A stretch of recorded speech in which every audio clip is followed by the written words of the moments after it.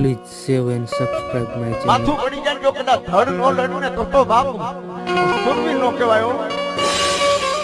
અને મિત્રો ખાટ રાજપૂતના ઇતિહાસ છે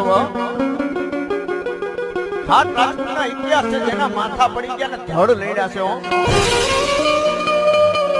છે જેથી સોમનાથની સંગાથે જેથી દાદા સોમેશ્વર મહાદેવના મંદિરને ફાડવા જેથી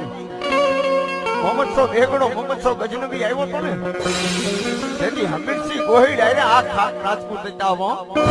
હે હમીરસિંહ ગોહિલ આયરે હમીરસિંહ ગોહિલ થઈ ગયા ને જ્યાં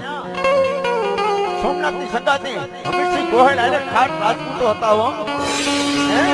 પણ જેથી સોમેશ્વર દાદાના મહાદેવના મંદિરને બચાવવા જેને લીલા માથાના બલિદાન દીધા છે એ ખાટ રાજપૂતો. અને કેવા મારા સુરવીર આવ્યો દાદા આવ્યો ચાવડાના સર્વ